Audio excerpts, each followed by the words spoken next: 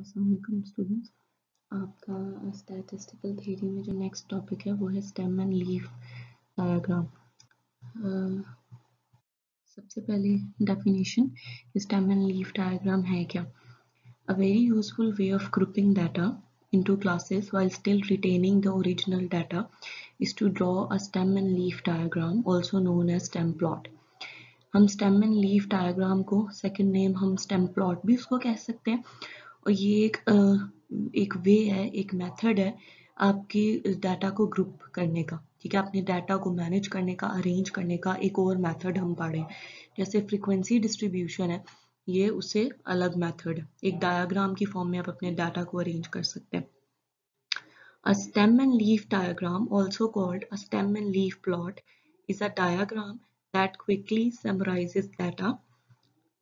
अपने डाटा को समराइज करेगा बहुत कम टाइम में, while maintaining the individual data points, कि आपको अपना अलग अलग पॉइंट्स भी, यानी ये नहीं होगा कि कोई डाटा आप दूसरे वैल्यू के साथ मर्ज होगा, बल्कि अलग अलग पॉइंट भी आपको, ये जो डाटा अगर 84 है तो 84 भी आपको एक अलग उसमें नजर आएगा, 17 15 हर पॉइंट जो भी डाटा की वैल्यू होगी वो अलग जगह, हर जगह नजर आएगी आपको लिखी हुई। In such a diagram, the stem is a column of the unique elements of data. अब जो स्टेम वाला कॉलम होगा, ये दो कॉलम होंगे बेसिकली, एक कॉलम स्टेम वाला है और एक लीफ वाला है। तो आपके पास स्टेम वाला कॉलम है, उसमें आप वो वैल्यूज लिखेंगे। अब वैल्यू का फर्स्ट डिजिट लिखेंगे। जैसे अगर आपके पास एक वैल्यू है 14, तो उस 14 में जो 1 है वो आपका स्टेम वाले पार्ट में आएगा, और जो 14 में से 4 यानी लास्ट पार्ट है, आखिरी डिजिट है, वो आपका लीफ वाले पार्ट में आएगा। So stem is a column of the unique elements of data after removing the last digit. ठीक है, 14 में से हमने 4 रिमूव किया और 1 जो है हम स्टेम में लिख देंगे। इसी तरह the final digits leaves of each column are then placed in a row next to the appropriate column. इसी तरह हम जहां पर हम नेक्स्ट कॉलम के अकॉर्डिंग हम 14 जब हमने 4 लिखना होगा, तो अब हम लीफ वाले कॉलम में 4 लिखेंगे। फर्दर हम एक एग्जांपल देखेंगे जिससे आपको ये सारा जो है मजीद क्लियर हो जाएगा। और एंड पे अनसॉर्टेड इन न्यूमेरिकल ऑर्डर, आपने हर वैल्यू को फिर आपने न्यूमेरिकल ऑर्डर में नंबर्स के अकॉर्डिंग आपने उनको प्लेस करना। नेक्स्ट एग्जांपल के थ्रू आपको ये ज़्यादा आसानी से इसका पूरा स्ट्रक्चर समझ में आएगा। एग्जांपल जो है उसकी स्टेटमेंट है, these are the marks of 20 students in an assignment. ठीक है, एक असाइनमेंट है जिसमें 20 स्टूडेंट्स के मार्क्स दिए हुए हैं।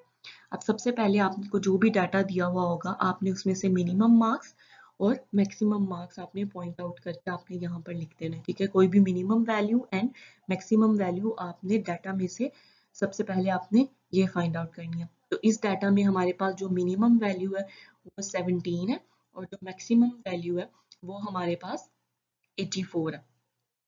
नेक्स्ट हमारे पास, जैसे हम फ्रीक्वेंसी डिस्ट्रीब्यूशन में हम इंटरवल्स डिफाइन करते थे, नेक्स्ट हमने डाटा को देखकर एक सूटेबल इंटरवल हमने डिफाइन करना। और इंटरवल जो है स्टेम एंड लीफ डायग्राम में, जैसे हम फ्रीक्वेंसी डिस्ट्रीब्यूशन में हम इक्वल विड्थ के इंटरवल्स लेने हैं, इसी तरह हम स्टेम एंड लीफ डायग्राम में भी इक्वल विड्थ के इंटरवल्स लेंगे। इस एग्जांपल में हम सूटेबल जो इंटरवल्स हैं वो हम ले सकते हैं, क्योंकि मिनिमम वैल्यू जो आपकी 17 से स्टार्ट हो रही है, तो अगर हम एक मतलब जैसे 17 से स्टार्ट हो रही है तो हम इसको 15 से भी स्टार्ट कर सकते हैं, हम इसको 10 से भी स्टार्ट कर सकते हैं। तो अगर हम ज़्यादा इजी करने के लिए, ताकि एक वैल्यू 10 से 19, 20 to 19, ताकि इजी हो डाटा को मैनेज करना, तो उन्होंने यहाँ पर हम उसको इंटरवल जो है वो हमने 10 से स्टार्ट कर सकते हैं। ठीक है, 10 to 19 एक, इसी तरह हम 10 की विड्थ लेकर हमने पूरे डाटा को 84 जहाँ तक इंक्लूडेड है। अगर हम 79 तक खत्म करेंगे तो हमारे पास जो मैक्सिमम वैल्यू है वो कवर नहीं होगी इस इंटरवल में, इसलिए लास्ट पॉइंट 80 to 89, इसमें आपका हाईएस्ट मार्क्स जो है वो क्या है, 84, वो इस इंटरवल में कवर हो गए। इसलिए यहाँ तक हम सिर्फ अपनी इंटरवल्स जो है वो डिफाइन करेंगे। नेक्स्ट आपने take the stem to represent the tens and leaf to represent the units. जैसे अब आपके पास 17 है, तो इसमें जो यूनिट है वो 7 है और जो टेंस है वो 1 है। ठीक है, तो जो आपके पास टेंस आएंगे यानी 1 है, आपके पास स्टेम वाले कॉलम में आएगा, और जो यूनिट है यानी 7, वो आपके पास लीफ वाले कॉलम में आएगा। अब सबसे पहले हमने ये इंटरवल्स जो हैं ये आपके मैंने यहाँ पर लिखती हैं, ठीक है। और इसका स्ट्रक्चर इस तरह से है कि आपने सेंटर में एक लाइन लगाई है, ठीक है। स्टेम में आपने टेंस लिखने हैं और लीफ में आपने यूनिट्स लिखने हैं। अब सबसे पहले आपने, जैसे ये 10 to 19 है, तो ये जो 10 है यानी जो लोअर लिमिट है वो 1 है उसका, ये वाला पार्ट उसका जो टेंस है वो 1 है और यूनिट 0 है, ठीक है। तो 1 जो है सिर्फ उसका इधर आएगा। इसी तरह जो सेकेंड इंटरवल है वो 20 है, तो इसका जो ये वाला पार्ट है 10 है, उसका टेंस जो है 2, वो इधर आएगा, ठीक है। इसी तरह 30 में से 3, 40 में से 4, 50 में से 5, 60 में से 6, 70 में से 7, 80 में से 8, हमने सबका ये वाली वैल्यू है वो हमने इधर स्टेम वाले कॉलम में लिख दिया। नेक्स्ट ये आपका टास्क है कि आपने अपना जो डाटा आपको फर्स्ट स्लाइड में जो आपको एग्जांपल में वो दी वैल्यू दी हुई है, आपको जो टेबल दिया हुआ है कि 20 स्टूडेंट्स के मार्क्स एग्जाम में इतने हैं, अब आपने उसके अकॉर्डिंग चलना है। अगर उसमें आप एग्जांपल में देखेंगे तो आपकी फर्स्ट वैल्यू है 84, ठीक है। 84 है तो आपने 8 जो है 8 के अगेंस्ट आप 4 लिखेंगे तो वो वैल्यू अब 84 बन जाएगी, ठीक है। 8 ऑलरेडी लिखा हुआ है जो कि टाइम्स में है, यूनिट्स में 4 है जो कि आप इस तरफ लिखेंगे। नेक्स्ट वैल्यू आप टेबल में देखेंगे वो आपके पास 17 है, तो इस रेंज के अकॉर्डिंग जो आपके पास 17 आ रहा है वो इस रेंज में आ रहा है, तो 1 लिखा हुआ है, आप सिर्फ 7 लिखेंगे। नेक्स्ट वैल्यू है आपके पास 38 और रेंज के अकॉर्डिंग ये जो 38 है वो इस रेंज में लाई कर रहा है, तो आप 3 के अगेंस्ट 8 लिख देंगे और ये 38 बन जाएगा। नेक्स्ट वैल्यू है 45, 45 जो है वो आपको 40 to 49 रेंज में लाई कर रहा है, तो ये आपके पास 5 आप इधर लिख देंगे, ये 45 हो जाएगा। नेक्स्ट वैल्यू 47, अब सेकेंड वैल्यू जो ये वाली है ये भी आप किसी रेंज में लाई करिए, तो आप उसको थोड़े से गैप के साथ 4 के साथ अब आप सिर्फ 7 लिख देंगे, तो ये 45 और ये अब 47 हो जाएगा, ठीक है। 4 यानी हमने एक ही दफा लिखा हुआ है, अब हम सामने वाला दूसरी जो वैल्यू होगी हम उस डिजिट की, हम दूसरा जो डिजिट होगा उस वैल्यू का वो यहाँ पर लिख देंगे। नेक्स्ट डाटा में आपके पास वैल्यू है 53, 53 इस रेंज 50 to 59 रेंज में लाई करेगा, एंड 3 सिर्फ हम इधर 3 लिख देंगे, 5 ऑलरेडी लिखा हुआ है। नेक्स्ट आपके पास वैल्यू है 76, डाटा के अकॉर्डिंग आपको जो एग्जांपल में जो आपको डाटा दिया आपने उसके अकॉर्डिंग काम करना है, तो आप नंबर वाइज आप उसकी नेक्स्ट वैल्यू पर जाते जाएंगे, तो उसके अकॉर्डिंग जो नेक्स्ट आपके पास वैल्यू है वो 76 है और वो इस रेंज में लाई करती है 70 to 79 में, तो 7 लिखा हुआ है, हम 6 सिर्फ इधर लिख देंगे। नेक्स्ट आपके पास डाटा में वैल्यू है 57, 54 सॉरी 54, और इस रेंज में लाई करिए 50 to 59 में, और हम सिर्फ उसका सेकंड डिजिट 4 यानी कि 54 का सेकंड डिजिट जो कि 4 है वो हम यहाँ पर लिख देंगे। नेक्स्ट आपके पास वैल्यू है 75 जो कि लाई करिए 70 to 79 में, और हम उसको यहाँ पर सिर्फ उसका सेकंड डिजिट 5 यहाँ पर लिख रहे हैं। नेक्स्ट हमारे पास 22 है वैल्यू और वो 20 to 29 रेंज में लाई कर रही है, 22 लिखा हुआ है और हम 22 सिर्फ सेकंड डिजिट में हम उसका यहाँ पर लिख देंगे। नेक्स्ट वैल्यू 66 है, उसके सेकंड डिजिट 6 हमने इस रेंज के अकॉर्डिंग यहाँ पर लिख दिया। नेक्स्ट वैल्यू इज 65, उसको हमने इस 6 के साथ गैप के साथ हमने यहाँ पर 65 सेकंड वैल्यू हमने यहाँ पर मेंशन। इसी तरह नेक्स्ट वैल्यू इज 55, 5 ऑलरेडी यहाँ पर लिखा हुआ है, उसका सेकंड डिजिट 5, सेकंड 5 जो है वो हमने यहाँ पर मेंशन कर।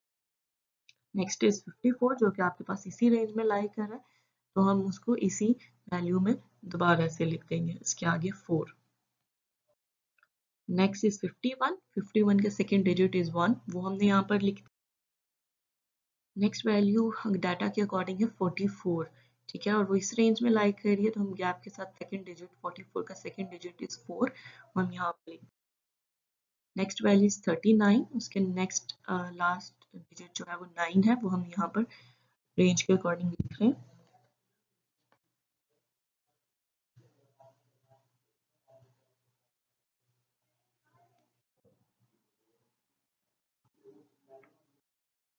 नेक्स्ट आपके पास वैल्यू है 19, 19 के अकॉर्डिंग आपने टाइम यहाँ पर मेंशन कर दिया उसका सेकंड डिजिट।